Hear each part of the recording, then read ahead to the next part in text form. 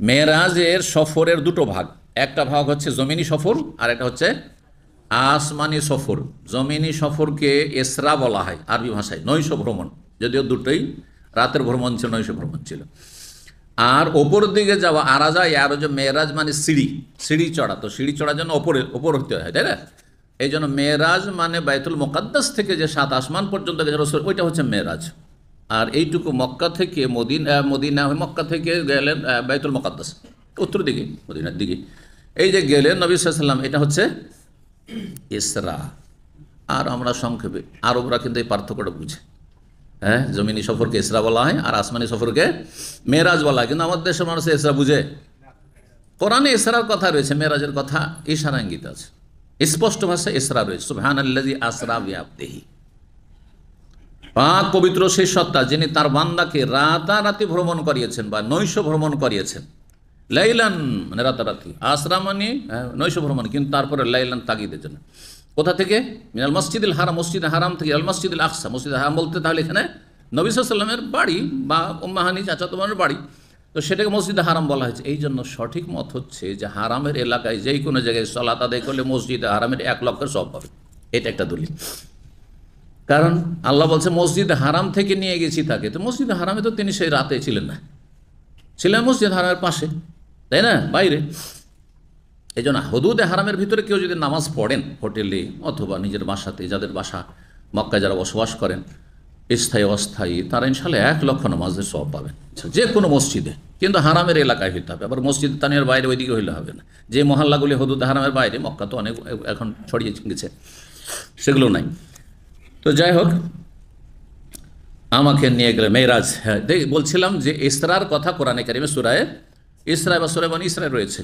পক্ষান্তরে মেরাজ আকাশে নিয়ে যাওয়ার কথা ইশারা ইঙ্গিতে একবার স্পষ্ট মেরাজ শব্দটি নেই কোরআনে কারিম, আছে সেই হাদিস দ্বারা প্রমাণিত, কিন্তু অস্বীকার করার কোনো সুযোগ নেই। যারা অস্বীকার করে তারা বিভ্রান্ত, এতে কোনো সন্দেহ নেই। যারা বলবে রুহানি মেরাজ, শুধু রূহ গেছে, আত্মা গিয়েছে, নবী সাল্লাল্লাহু আলাইহি ওয়াসাল্লাম সশরীরে মেরাজ হয়নি, হ্যাঁ, এটা গুমরাহি। যদিও কিছু কিছু ভালো লেখক যারা সিরাতুন নবী, তারাও এই ক্ষেত্রে বিভ্রান্ত হয়েছে, কিন্তু আহলে সুন্নাত ওয়াল জামাত এই ক্ষেত্রে বিভ্রান্ত নাই। তাদের মত হচ্ছে যে সশরীরে আত্মিক এবং শারীরিক 2 দিক থেকে মেরাজ হয়েছে।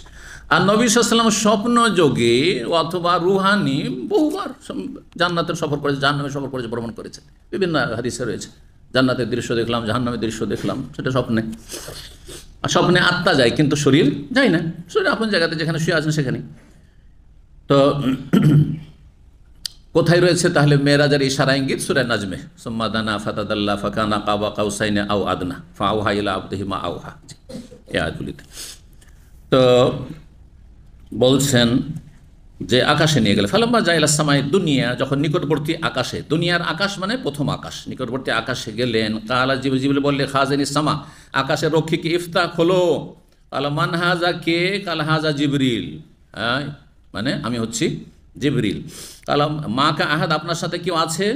ভাষার পার্থক্য, কোন রিওয়ায়াত অমান মা কা, আপনার সাথে কে? কালা মাই মোহাম্মদ, আমার সাথে মোহাম্মদ সাল্লাল্লাহু আলাইহি ওয়াসাল্লাম রয়েছেন। কালা, তখন ওই আকাশের রক্ষী ফেরেশতা বলছেন উরসিলা ইলাইহি, তার কাছে পাঠানো হয়েছে। পাঠানো হয়েছে দুটো তাফসীর, এর আগে কিন্তু হাদিসটা গিয়েছে, দেখি কে কতটা মনে রেখেছেন। তার কাছে পাঠানো হয়েছে, উরসিলা ইলাইহি, দুটো ব্যাখ্যা। একটি হচ্ছে যে তাকে ডেকে পাঠানো হয়েছে, মানে আজকে নিয়ে যাওয়ার জন্য পাঠানো হয়েছে আকাশে।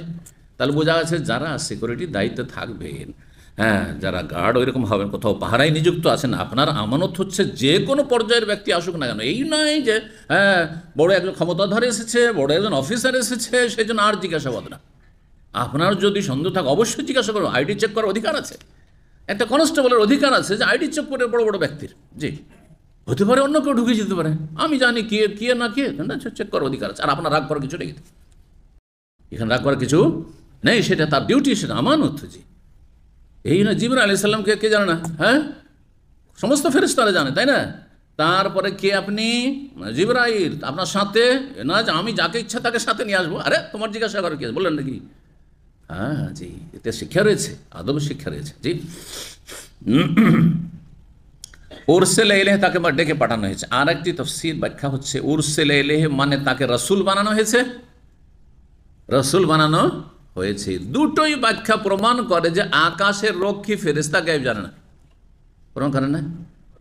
যদি গায়েব জানতো তো অলরেডি জানতো যে জিবরাইল গেছেন, জমিনে গিয়েছেন, মক্কায় গিয়েছেন কি করতে? হ্যাঁ, নবীকে নিয়ে আসার জন্য। তাও জানেন না তিনি। রসুল হয়ে 10 বছর প্রায় হয়ে গেছে, মেরাজের 10 বছর আগে রসুল হয়েছেন তিনি। 10 বছর হয়েছে, তাও জানেন না যে শেষ নবীকে নবী করা হয়েছে কি হয়নি, তার কাছে রেসালাত গেছে কি যায়নি, তাই না? তাহলে ফেরেশতারা যদি গায়েব না জানে, তোমার জিন কি করে গায়েব জানবে? আমাদের দেশে বলে জিনের সাহায্যে উনি বলছেন যে অমুক জায়গায় জাদুর মন্ত্রতন্ত্র পোতা আছে, বলে না? বলে না? শিরকি আকীদা নাই? জিন কি করে জানলো? জিন বেশি জ্ঞানী না ফেরেশতার বেশি জ্ঞানী? চিন্তা করুন তো দেখি। তাহলে ফেরেশতা জানছে না গায়েব, কোরআন হাদিস প্রমাণ করছে। আসমান জমিনে আল্লাহ কি বলছেন?